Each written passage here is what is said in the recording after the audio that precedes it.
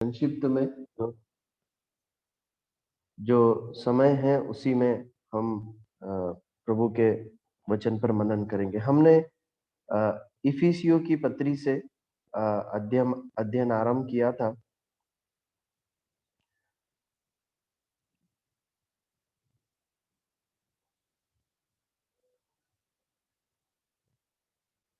हमने इफिसियों की पत्री से अध्ययन आरंभ किया था और उसकी शुरुआती कुछ बातों को हमने देखा था। हमने देखा था कि किस प्रकार ये पत्री के लेखक पौलुस हैं और प्रथम बंधुआई के समय लिखी गई।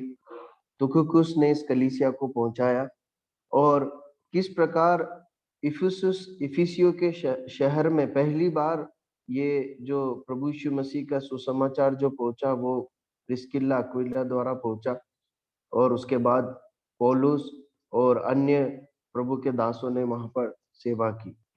मैं एक बार फिर इन बातों को दोहरा रहा हूं ताकि आगे का मनन सभी लोगों के लिए सरल और सहज हो सके। हमने देखा था कि इफिसुस एक ऐसा शहर था जो बहुत अत्यधिक धार्मिक, राजनीतिक और व्यवसायिक केंद्र था। बहुत ज्यादा प्रभाव था वहां पर।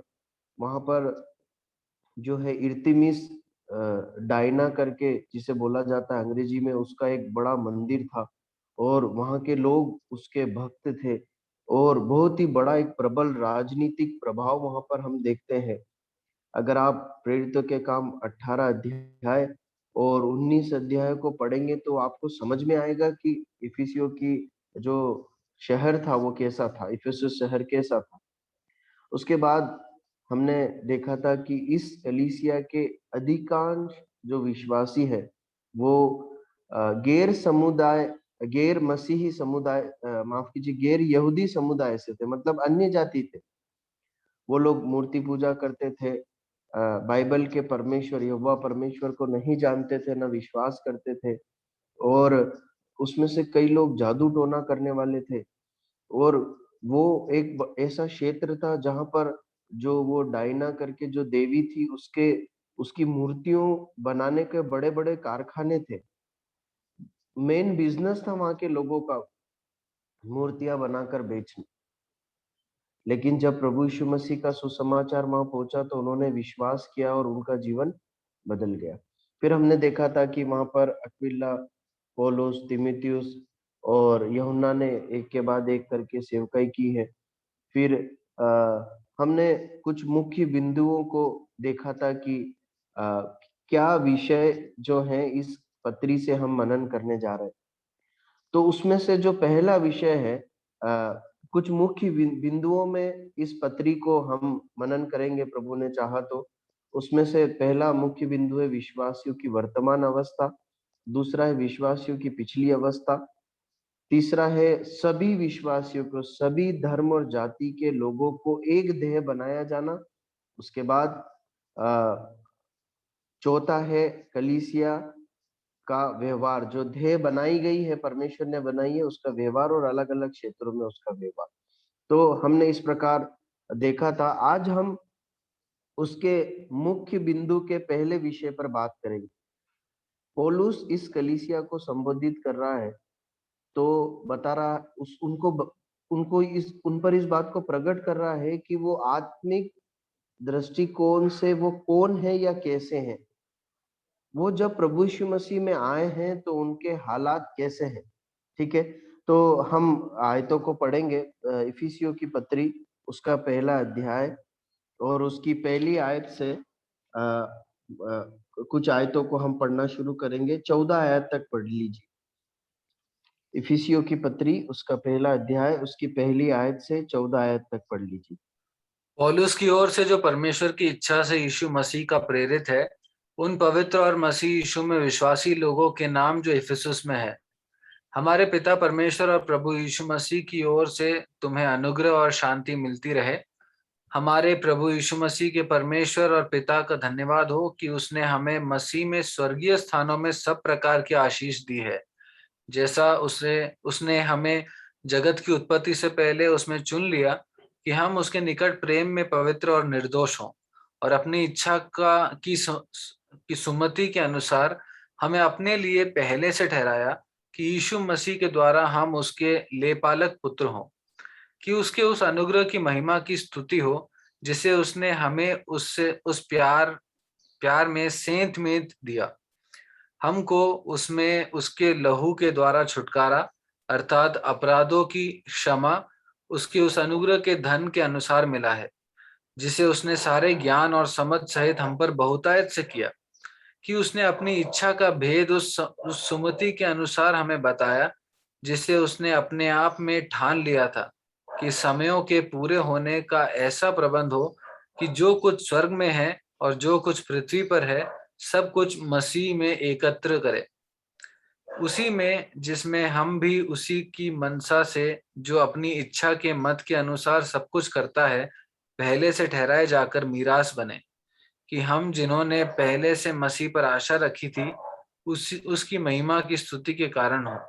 और उसी में तुम पर भी जब तुमने सत्य का वचन सुना जो तुम्हारे उद्धार का सुसमाचार है और जिस पर तुमने विश्वास किया, प्रतिज्ञा किए हुए पवित्र आत्मा की छाप लगी, वह उसके मोल लिए हुओं के छुटकारे के लिए हमारी हमारी मीरास का बनाया है, कि उसकी महिमा की स्तुति हो।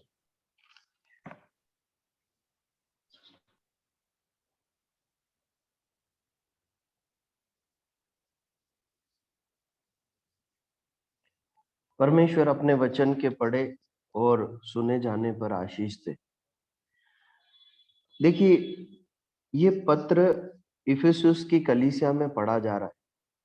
मैं आपसे चाहता हूं कि आप इस प्रकार अपने आप को उस माहौल में लेकर आए कि जब ये पत्र कलीसिया में पढ़ा जा रहा है तो कलीसिया में कौन कौन लोग बैठे हैं। ठीक है, आप समझिएगा। ऐसे लोग बैठे हैं जो पहले मूर्ति पूजा करते थे, उसमें से कुछ ऐसे हैं जो उन मूर्तियों को बनाया करते थे, है ना, तो उसका बिजनेस था उनका। कुछ लोग ऐसे हैं जो जादू टोना करते थे। आप इफिसियस की कलीसिया के बारे में पढ़ेंगे तो पता चलेगा। कुछ लोग ऐसे हैं जो उन जादू टोना के जाल में फंसे हुए थे। कुछ लोग होंगे जो राजनीति में रहे होंगे।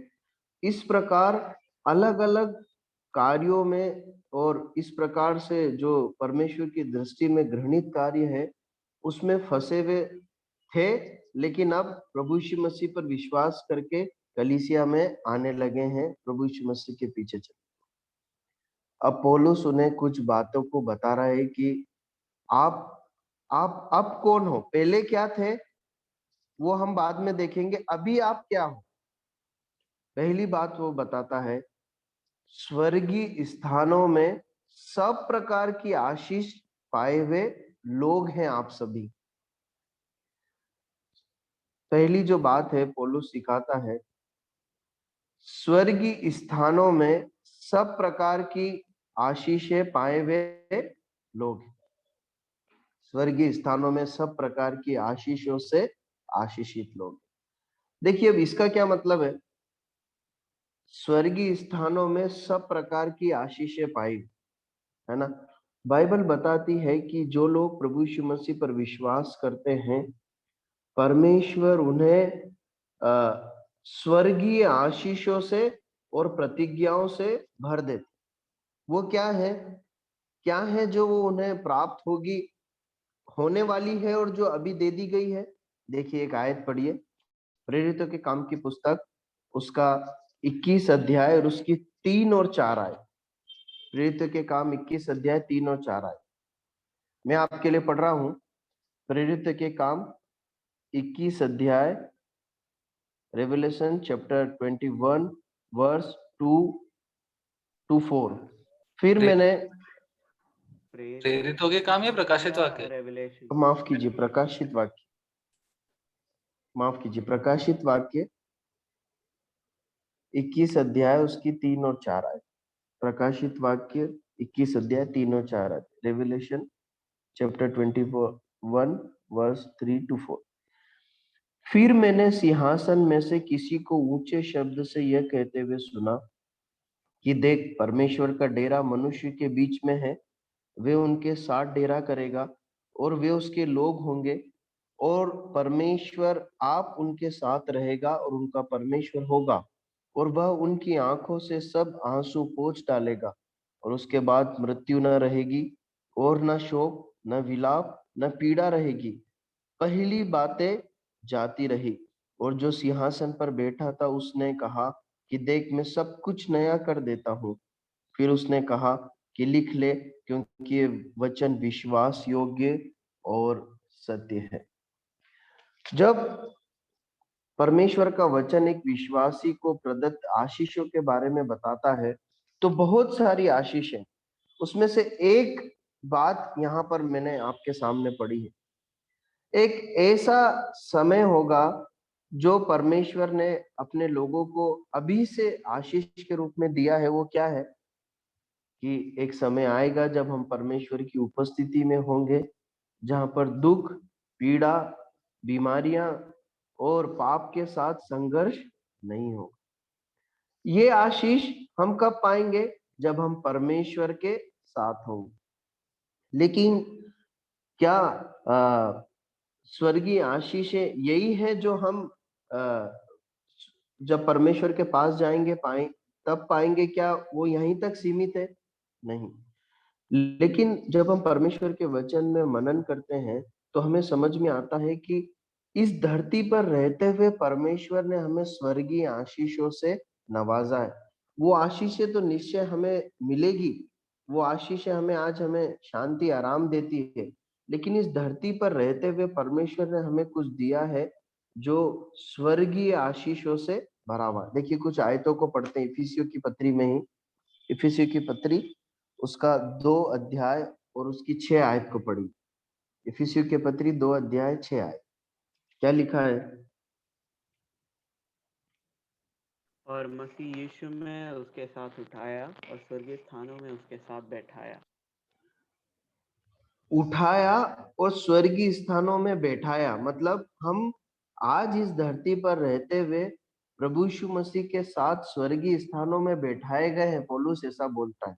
उसके बाद एक और आयत पढ़िए, 3:10। इसी का 3:10।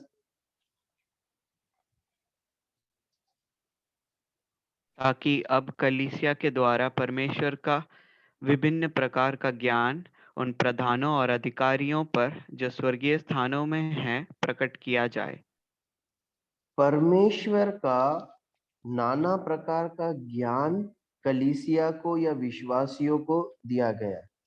अब देखिए, सरल शब्दों में समझने की कोशिश कीजिए।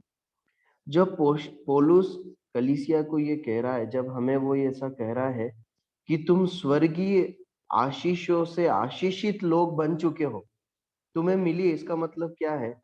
इस धरती पर रहते हुए परमेश्वर ने हमें स्वर्गीय अनुभव, स्वर्गीय ज्ञान, स्वर्गीय समझ दी है। ये सही है कि हम एक दिन परमेश्वर के साथ रहेंगे, इस धरती को छोड़कर जब जाएंगे। लेकिन ये भी उतना ही सही है कि इस धरती पर रहते हुए हम परमेश्वर ने हमें अपनी उपस्थिति का एहसास दिया है। हमें अपने अनुग्रह और शांति से हमारे जीवन को भरा है। परमेश्वर ने स्वर्गीय और आत्मिक बातों का ज्ञान और समझ हमें दी। आप समझ रहे हैं, इस धरती पर बहुत सारे बुद्धिमान और अलग अलग ज्ञान और समझ रखने वाले लोग हैं। लेकिन आपको पता है, परमेश्वर का वचन बताता है कि जो आत्मिक ज्ञान है ना, जो सच्चा ईश्वरीय ज्ञान है, जो मनुष्यों को पापों की क्षमा से छुटकारा और जीवन दे सकता है, वो किसके पास है? वो कलीसिया के पास, वो आपके और मेरे पास। प्रियो, मैं आपसे कहना चाहता हूं कि क्या इस स्वर्गीय अनुभव को आप अपने प्रतिदिन के जीवन में अनुभव करते हैं क्या? देखिए, जब आपने प्रभु यीशु मसीह के पीछे चलने का निर्णय लिया है ना, तो मैं आपको एक बार और याद दिला दूं कि आपने किसी धर्म को मानने के लिए अपने आप को नहीं दिया, परंतु आपने नया जीवन पाया है। वो ऐसा जीवन है जो आत्मिक जीवन है। परमेश्वर आपके अंदर वास करता है और वो अपना जीवन आपके अंदर जीता है।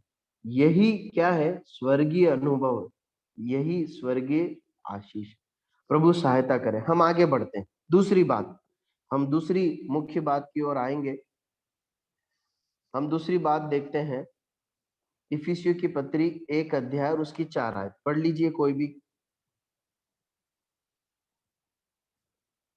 1 की 4 आयत में क्या लिखा है? जैसा उसने हमें जगत की उत्पत्ति से पहले उसमें चुन लिया कि हम उसकी दृष्टि में पवित्र और निर्दोष।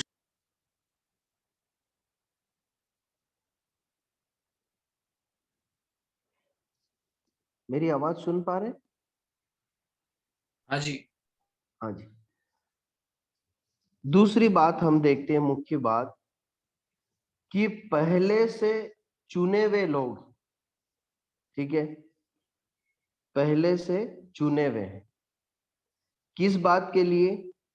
कि पवित्र बने और निर्दोष बने।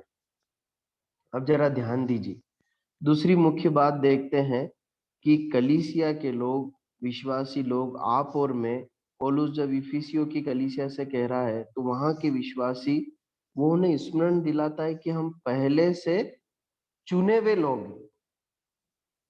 हम पहले से चुने हुए लोग हैं, मतलब परमेश्वर ने पहले से, जगत की उत्पत्ति से पहले कुछ लोगों को चुन लिया। मतलब आप और मैं यदि आज प्रभु यीशु मसीह के पीछे चल रहे हैं तो परमेश्वर है जिसने चुना है कि हम उद्धार पाए, हम उसके कहलाए।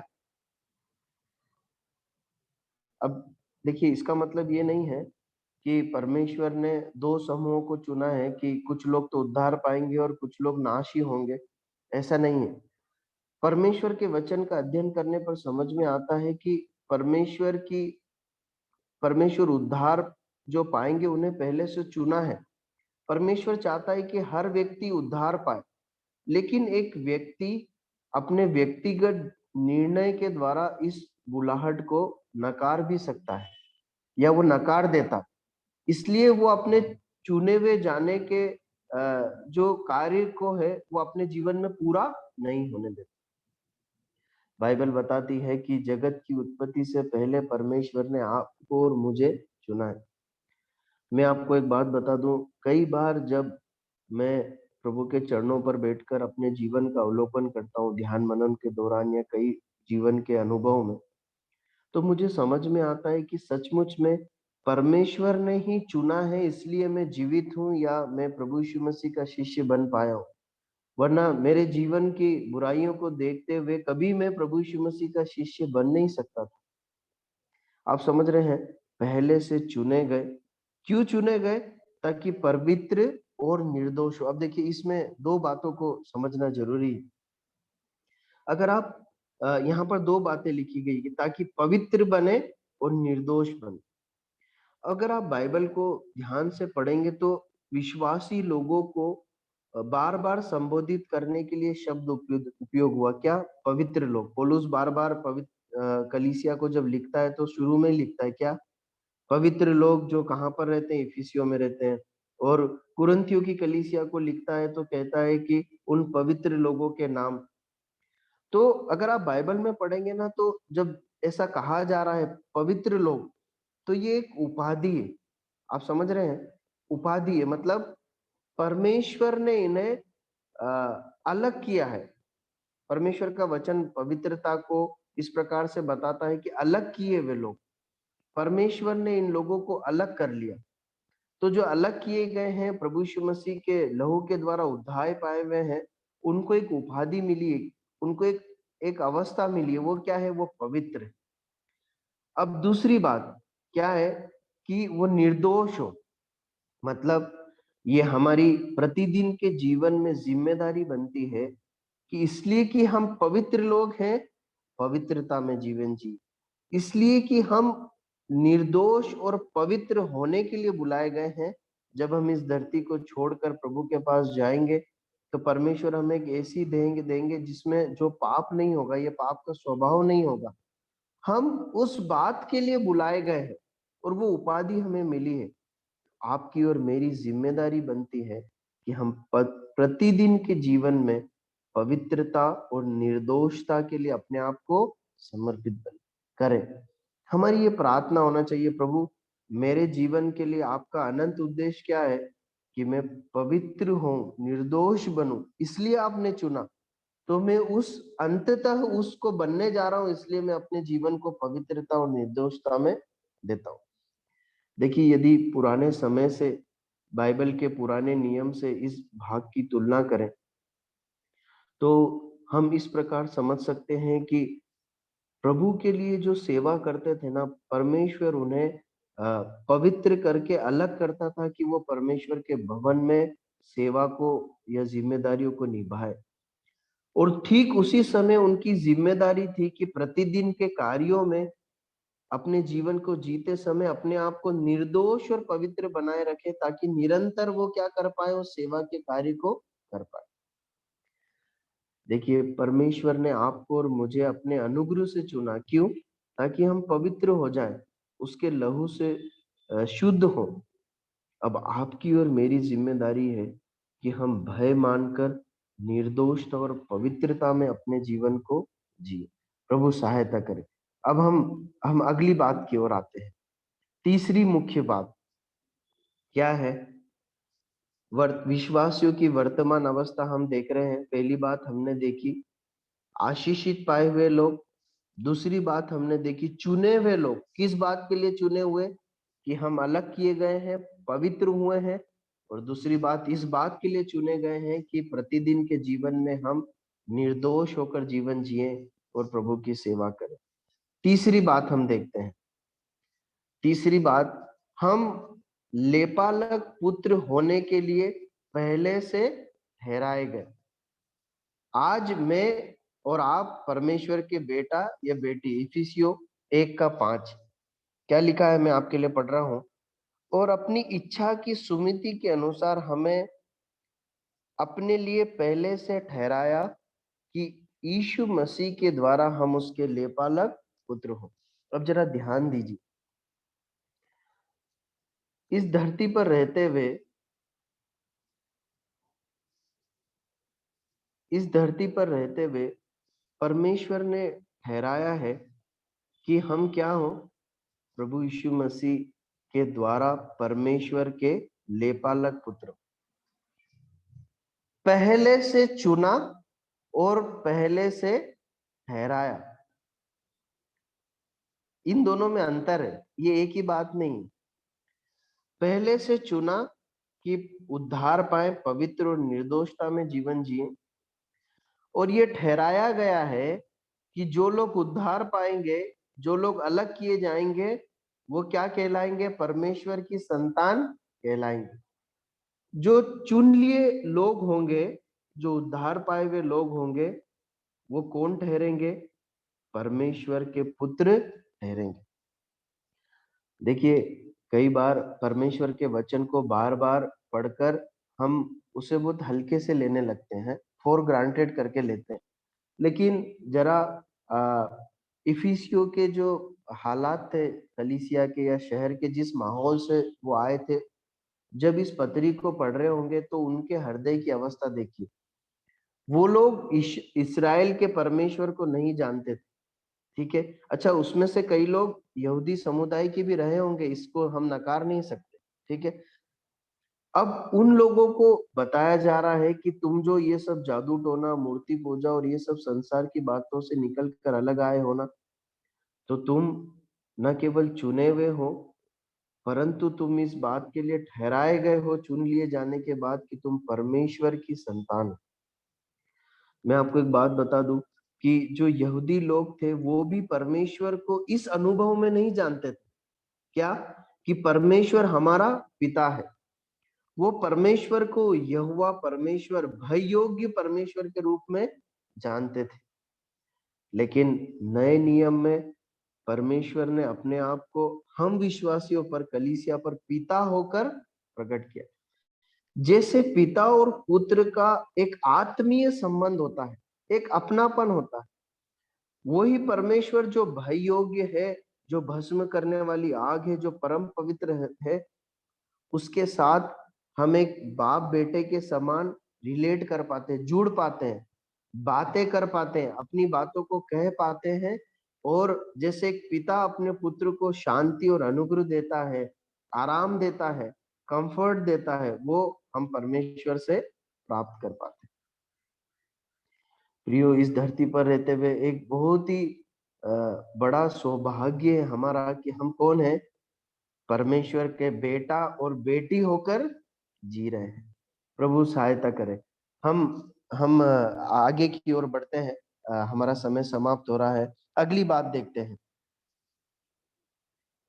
7 आयत, इफिसियों 1 का 7।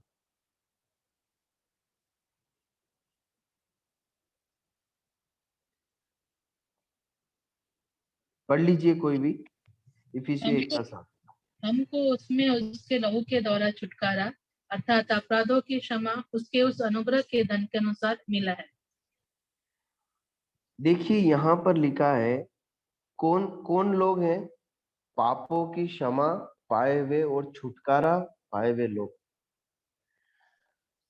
पौलुस कलीसिया को, इफिसुस की कलीसिया को बताना चाह रहा है कि तुम जो भी जीवन जी चुके ना, वो जी चुके। अब तुम कौन हो? तुम अब जो है, अब तुम उस सब से छूटकर उद्धार पाए हुए और क्षमा पाए हुए लोग। कुलसियों की पत्री पढ़िए मत, आप नोट कर लीजिए, मैं आपके लिए बता देता हूँ। कुलसियों उसका पहला अध्याय,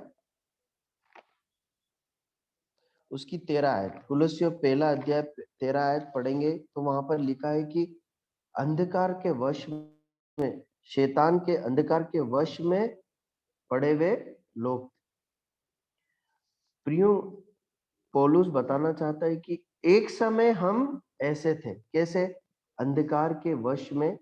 वहां लिखा है कि छुटकारा और पापों की क्षमा। छुटकारा किससे?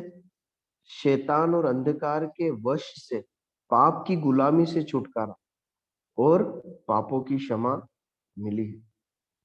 आज आराधना के समय में कुरिन्थियों की पत्री का जो भाग हम पढ़ रहे थे, वहां पर पौलुस उसी बात को दोहराता है। एक समय इस प्रकार पापी थे, वे विचार में, झूठ में और हर प्रकार की बुराई में जीते थे, लेकिन अब पवित्र आत्मा के द्वारा धोए गए और धर्मी ठहरे। प्रभु यीशु मसीह का बलिदान हमें सब पापों से शुद्ध कर देता है। देखिए ये बात क्यों हम इस समय देख रहे हैं, क्या हम जानते नहीं हैं? मैं आपको बताना चाहता हूँ, शैतान का एक सबसे बड़ा झूठ पता है क्या है? मैं विश्वास करता हूँ कि ये इस झूठ का सामना आप भी करते होंगे। शैतान बार बार समय समय पर आके हमारे कान में क्या बोलता मालूम है? कि तू भूल गया क्या? तूने क्या क्या पाप किए, तू भूल गया? तू इतना बड़ा पापी है, तूने वो काम किया, तुझे याद है? तू ये ऐसा है तू। आप समझ रहे हैं? वो हमारे कानों में आकर बार बार हमें अपने पुराने पापों को याद दिलाता। इन वचनों के द्वारा, सच्चाई के द्वारा, सत्य वचनों के द्वारा हमें उसका सामना करना और उसे बताना है क्या? कि तू जो बोल रहा है ना, वो सच है, लेकिन मैं प्रभु यीशु मसीह के द्वारा अब धोकर साफ किया गया और क्या बन गया हूं? मैं पवित्र बन गया। वो जो पाप तू मुझे गिरा रहा है, या मेरे मन में जो वो कई बार स्मरण आते हैं, वो प्रभु यीशु मसीह के लहू और बलिदान में मिटा दिए गए हैं। मैं क्षमा पाया हुआ और उन सब पापों से छुटकारा पाया हुआ एक व्यक्ति। देखिए, जब हम मसीह जीवन की बात करते हैं तो मसीह जीवन ऐसा जीवन नहीं है जो निष्पाप जीवन है, मतलब अब हम पाप कर नहीं सकते, परंतु मसीह जीवन पाप के साथ एक लड़ाई करने का और विजय पाने का एक जीवन है। हम आने वाले समय में उस अध्ययन को भी देखेंगे। ठीक है, हम आगे बढ़ते हैं, हम अगली बात की ओर आते हैं।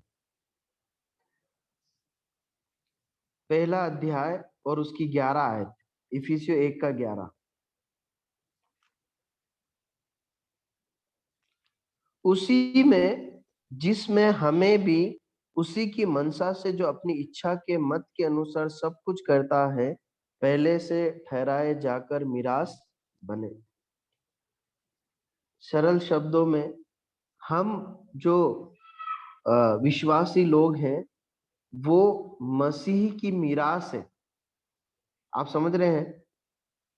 अगर आप इसका मनन करेंगे तो आपको समझ में आएगा, परमेश्वर पिता ने हमें मसीह को दिया है कि हम मसीह का मीरास या मसीह का धन बन जाए। यशायाह की पत्री उसका 53वें अध्याय में हम पढ़ते हैं कि जब वो अपना दोष बलि करे तो वो अपना वंश देखने पाएगा। हम मसीह के वंश हैं। पिता ने हमें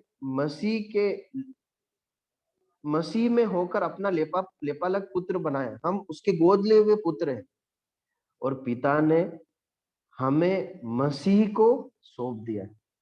आप समझ रहे हैं? मतलब जब इस धरती पर हम परमेश्वर की संतान होकर प्रभु यीशु मसीह का शिष्य होकर जी रहे हैं ना, तो हम मसीह के लिए एक धन के समान है। अगर प्रभु यीशु मसीह को एक सरल शब्दों में आपको समझाने के लिए मैं एक तुलना कर रहा हूं। अगर मान लीजिए प्रभु यीशु मसीह को बताना है कि उसका धन क्या है, उसकी महिमा क्या है, तो मालूम है प्रभु यीशु मसीह ये नहीं बताएंगे कि मेरा स्वर्ग जो हमें रहता हूँ वो मेरा धन और मेरी महिमा है। मेरे खून से खरीदे हुए लोग, मुझ पर विश्वास करने वाले मेरे बेटे और बेटियां मेरा धन और मेरी महिमा है। प्रियो, ये एक बात हमारे अंदर बहुत बड़ी एक जिम्मेदारी को लेकर आती है। मालूम है क्या? कि हम अपने जीवन को बहुत सावधानी से एक अच्छी गवाही को बनाते हुए जिए, पवित्रता में जी। प्रभु हमारी सहायता करे। आखिरी बात देखकर हम समाप्त करेंगे। 1:13 वहां पर लिखा है, 1:13 में लिखा है, मैं आपके लिए पढ़ रहा हूं। और उसी में तुम पर भी, जब तुमने सत्य का वचन सुना जो तुम्हारे उद्धार का सुसमाचार है, जिस पर तुमने विश्वास किया, प्रतिज्ञा किए हुए पवित्र आत्मा की छाप लगी। वह उसके मोल लिए हो के छुटकारे के लिए हमारी मीरास का बयाना है कि उसकी महिमा की स्तुति हो। अंतिम मुख्य बात हम देखते हैं, पवित्र आत्मा द्वारा छाप लगे हुए, मोहर लगे हुए लोग हैं हम। आप समझ रहे हैं? हमने पहली बात देखी थी, स्वर्गीय स्थानों में सब प्रकार की आशीष पाए हुए लोग, ये हमारी अवस्था है। दूसरी अवस्था है, हम चुने हुए हैं ताकि पवित्र बने, निर्दोष बने। तीसरी अवस्था है, लेपालक पुत्र बने हैं, हम परमेश्वर के बेटे और बेटियां हैं आज, ये हमारे हालात है। चौथी बात, हम पाप और नरक दंड से छुड़ा लिए गए हैं। अब वो दंड हम पर नहीं है, हम स्वतंत्र हैं, पाप से मुक्ति मिली है। असली में आत्मिक स्वतंत्रता हमें मिली। और फिर हमने देखा कि हम मसीह के धन हैं। और अंतिम बात हम देखते हैं, हम छाप लगे हुए, पवित्र आत्मा की मोहर लगे हुए लोग हैं। ये परमेश्वर की मोहर। इसका मतलब क्या है? देखिए, साधारण संसारिक भाषा से समझे तो जो मोहर है ना, वो सुरक्षा और अधिकार को बताती है। मान लीजिए गवर्नमेंट किसी बात पर अपनी मोहर लगाती है, तो ये प्रकट करती है कि ये गवर्नमेंट की प्रॉपर्टी, ये गवर्नमेंट के अधीन है, गवर्नमेंट इसका रखरखाव करेगी। वो उसकी सुरक्षा में और प्रभु सत्ता में। प्रियो, जब परमेश्वर के आत्मा की मोहर आपके और मेरे ऊपर लगी है ना, तो इस बात को जान लीजिए कि परमेश्वर के हाथों में हमारी सुरक्षा है। परमेश्वर है हमारा रखरखाव करने वाला, वो हमारा प्रभु है। हम उसकी अथॉरिटी, अधीनता में, प्रभु सत्ता में हमारे जीवन को जी रहे हैं। ये बात हमें पता है क्या देती है? शांति और अनुग्रह से भर देती है। आज हम बीमार हैं, हम बहन लता के लिए सुन रहे थे, वो सर्जरी के लिए जा रही है।